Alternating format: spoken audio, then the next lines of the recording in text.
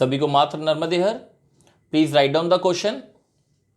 Find two consecutive positive integer sum of whose square is 365। चलिए इसको workout करते हैं, लेकिन मैं फिर से बार बार आपको याद दिलाना चाहूंगा ये कंसेक्यूटिव इंटीजर क्या होते हैं। कंसेक्यूटिव मतलब एक के बाद एक, है ना। तो देखो इसका समझना, इसका लॉजिक क्या है। देखो मैं बार बार बोल रहा हूं, अगर आपका पहला इंटीजर 14 है तो बताओ दूसरा क्या होएगा। 14 के बाद क्या आता है और कैसे आता है। 14 के बाद आता है 14 + 1, इसी को बोलते हैं कंसेक्यूटिव इंटीजर। अगर पहला इंटीजर आपका 21 है तो उसके बाद क्या होगा 21 + 1, ठीक है। तो मैं वही बोल रहा हूं, अगर आपका पहला इंटीजर x है तो बताओ नेक्स्ट इंटीजर क्या होगा। अरे भाई x + 1 होएगा ना, इसी को तो बोलते हैं कंसेक्यूटिव पॉजिटिव इंटीजर, ठीक है। पिछले लेक्चर में भी मैंने आपको इसको बहुत डिटेल में समझाया था, अब ये आपको याद रखना हमेशा के लिए। तो प्लीज सॉल्यूशन स्टार्ट करेंगे। Let the first positive integer, please इसको लिखते जाएंगे, विल बी x। तो what will be the second integer. Second integer क्या होगा जल्दी बताओ। सेकेंड पॉजिटिव इंटीजर क्या होगा x + 1 होएगा ना भाई। सेकेंड पॉजिटिव इंटीजर x + 1 होएगा, ठीक है। चलो ये दो इंटीजर तो आ गए, अब इन इंटीजर का करना क्या है। क्या इन इंटीजर को मल्टीप्लाई करना है, नहीं। क्या इन इंटीजर को माइनस करना है, नहीं। तो फिर क्या करना है, तो वो आपको क्वेश्चन को एक बार और पढ़ना पड़ेगा। Find two consecutive positive integer, हाँ ये देखो line, sum of whose square, sum of whose square is 365। आओ इसका मतलब क्या है, इन दोनों को ऐड नहीं करना है, इन दोनों को ऐड नहीं करना है, इनके स्क्वायर्स को ऐड करना है, इनके स्क्वायर्स को ऐड करना है। इसको बोलते हैं सम ऑफ हुज स्क्वायर्स। यानी आपको ऐड तो करना है लेकिन इन दोनों को ऐड नहीं करना है, इनके स्क्वायर्स को ऐड करना है। इसलिए ऐसा लिखना पड़ेगा, ऐसा देखो, ये समझो स्क्वायर, ये समझो आप भाई। इसको बोलते हैं सम ऑफ हुज स्क्वायर्स। क्या बोलते हैं, ये आपको लैंग्वेज समझनी पड़ेगी और ड्राफ्टिंग करना पड़ेगा। इसको बोलते हैं सम ऑफ हुज स्क्वायर्स, दोनों इंटीजर के स्क्वायर्स का सम, दोनों इंटीजर के स्क्वायर का सम 365 है। ये हो गई ड्राफ्टिंग, ठीक है। अब तो आपकी सॉल्विंग है, और सॉल्विंग आपको बहुत अच्छे से बननी चाहिए। उसके लिए क्या करना पड़ेगा, एक्सपेंशन करना पड़ेगा। तो देखो भाई बहुत ध्यान सुनना, ये x² तो x² ही रहेगा। प्लीज यार ये आपको बनना चाहिए a + b का होल स्क्वायर। कितने बच्चों को a + b के होल स्क्वायर का फॉर्मूला मालूम है। मालूम है तो बहुत अच्छी बात है, नहीं मालूम है तो प्लीज लिख लो एक बार, मैं बता देता हूं। ये मैं मिटा रहा हूं, हाँ ये तो अभी बाद में काम आएगा। तो प्लीज ये आप प्लीज फॉर्मूला लिख लीजिए। a + b का होल स्क्वायर क्या होता है, a² होता है प्लस b² होता है प्लस 2ab होता है। इसको एक्सपेंशन बोलते हैं, वो यहां पे लगाना पड़ेगा। a + b का होल स्क्वायर क्या होता है, a² होता है प्लस b² होता है प्लस 2a और ये b होता है। तो मैंने a + b के होल स्क्वायर का एक्सपेंशन यहां सॉल्व कर लिया। चलिए अभी और इसको सिंप्लीफाई करेंगे आप लोग, ठीक है। अब देखो x² + x² क्या होता है 2x², 1 का स्क्वायर क्या होता है 1। अरे x² + x² 2x² होता है, 1 का स्क्वायर 1, 2 × x 2x = 365।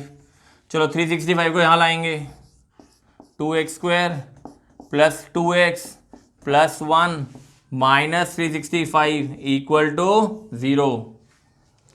क्या हुआ, मैंने 2x को पहले लिख दिया और ये 1 को थोड़ा पीछे कर दिया, इसको शफलिंग कर दी, इसको पीछे कर दिया, इसको आगे कर दिया बस। और वो प्लस 365 को मैं यहां लाके -365 कर दिया, ठीक। चलिए अभी और सॉल्व करिए। ये तो लिख लिया होगा आप लोगों ने, ये तो सॉल्विंग है, आपको बहुत जल्दी बनना चाहिए भाई। तो this will be 2x² + 2x - 364 = 0। ये बन गई क्वाड्रेटिक। देखो अगर क्वाड्रेटिक किसी तरीके से छोटी हो रही हो ना तो उसको छोटा कर देना चाहिए, छोटा करने से कैलकुलेशन आसान होती है। देखो मैं क्या कर रहा हूं, divide the whole equation by 2। मैं इस पूरी क्वाड्रेटिक को 2 से डिवाइड कर रहा हूं। 2x² divided by 2, 2x divided by 2, 364 divided by 2, 0 divided by 2। Divide करने से बच्चे इक्वेशन छोटी हो जाती है। डिवाइड करने से इक्वेशन क्या हो जाती है? छोटी। ठीक, लेकिन कॉमन एक देखो, ऐसा नहीं करना इसको 2 से डिवाइड कर दिया, इसको 3 से डिवाइड कर दिया, इसको 5 से डिवाइड कर दिया, ऐसा नहीं होता है। किसी एक ही नंबर से डिवाइड होता है, जैसे 2, तो फिर पूरी इक्वेशन को आपको 2 से ही डिवाइड करना पड़ेगा। ठीक, तो ये लिख लिया होगा आप लोगों ने। तो ये हो गया आपका x² plus 1x minus 182 equal to 0। ठीक है, अब जल्दी से इस क्वाड्रेटिक को सॉल्व कर लो भाई। सॉल्विंग करना आपको अच्छे से आना चाहिए। अगर आपको स्प्लिटिंग द मिडल टर्म आता है तो स्प्लिटिंग द मिडल टर्म से कर लो। अगर आपको स्प्लिटिंग द मिडल टर्म में दिक्कत आती है तो फॉर्मूला मेथड सबसे अच्छा है, और फॉर्मूला मेथड तो सबको बनना चाहिए भाई। ए क्या है आपका 1, बी क्या है 1, सी क्या है -182। फॉर्मूला याद है ना? -b plus minus root over b² minus 4ac upon 2, यही फॉर्मूला हुआ करता था ना।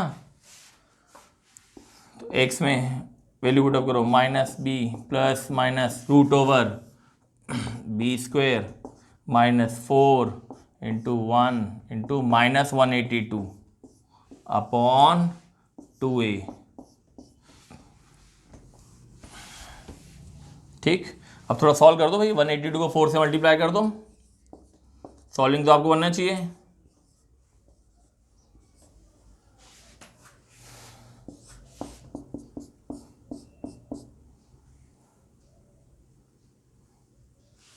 बताओ रूट के अंदर क्या आएगा? 1 प्लस 728 अपॉन 2,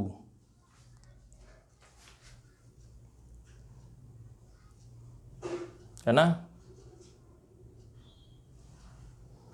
728 प्लस 1 क्या होता है?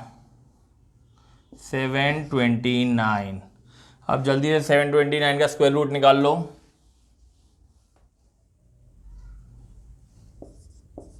I think 27।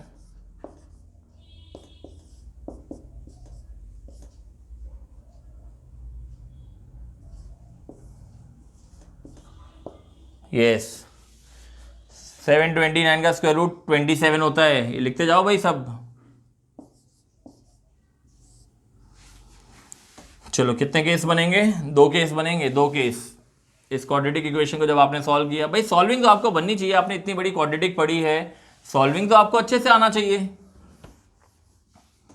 तो 2 केस कौन कौन से बनेंगे? x equal to -1 plus 27 upon 2, x is equal to -1 minus 27 upon 2। ठीक, ऐसे ही बनते थे ना 2 केस, एक -1 प्लस 27 अपॉन 2 और एक -1 माइनस 27 अपॉन 2। अब जल्दी से 2 आंसर निकाल लो। 26 अपॉन 2, 13 माइनस 28 अपॉन 2। तो ये क्वाड्रेटिक के 2 आंसर आ गए। ये क्वाड्रेटिक के 2 आंसर आए भाई, क्वाड्रेटिक इक्वेशन के 2 आंसर आए हैं। ये हमारे फाइनल आंसर नहीं है, ये क्वाड्रेटिक इक्वेशन के 2 आंसर आए हैं। अब इन 2 आंसर में से ये वाला आंसर सही है, वो वाला आंसर गलत है। ये वाला आंसर सही है, वो वाला आंसर गलत है, क्योंकि अगर हम ध्यान से देखें, क्वेश्चन में बोला गया था find the positive integer.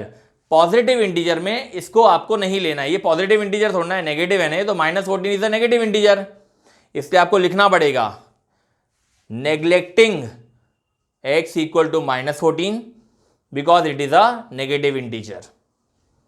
We want only positive integer. तो बताओ x का सही आंसर क्या है? ये याद रखना है कि x का सही आंसर 13 है।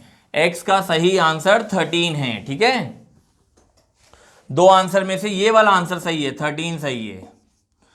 चलिए अब वापस क्वेश्चन की सॉल्यूशन में स्टार्टिंग में आओ। आपने फर्स्ट इंटीजर को क्या माना था? फर्स्ट इंटीजर को आपने x माना था, और सेकंड इंटीजर को आपने क्या माना था? सेकंड इंटीजर को आपने x प्लस 1 माना था। हाँ, और x का आंसर कितना आया? 13। तो यहां पुट अप कर दो। x में क्या लिखोगे? 13।